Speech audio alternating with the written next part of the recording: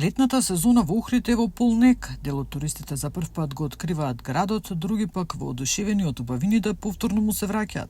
Според експертите, иднината на туристичката дестинација треба да се темели на квалитетот и проширувањето на понудата. Клучно е да се работи пред и по сезоната за да има туризам во текот на целата година. Она што е важно дека се разбира, ние се повеќе треба да ја прошируваме, да избегнуваме на шпиц сезона која што е точно овие денови, затоа што тоа не е добро ни за туристите, а ни за локалното население. Меѓутоа, тоа е еден посериозен процес и штом нашата предсезона укажа дека некаде Охрид имаше 5,2% зголемување во однос на минатата година, значи имаме добри активности во однос на предсезоната.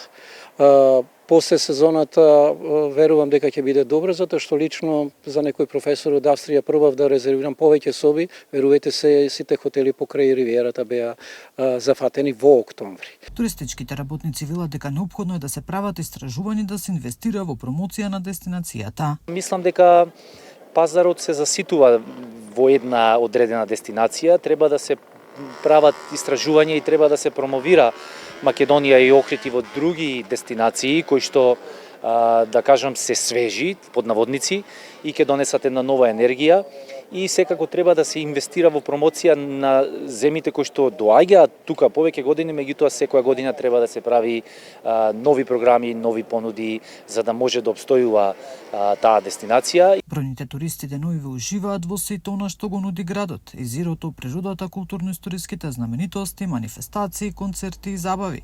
Инаку најбројни според последните податоци на Државниот завод за статистика се германците по кои следуваат гостите од Србија, Турција, Франција, Хрватска, Белгија, но не изостануваат ни останатите земји. Нина Ритоновска, Сител телевизија.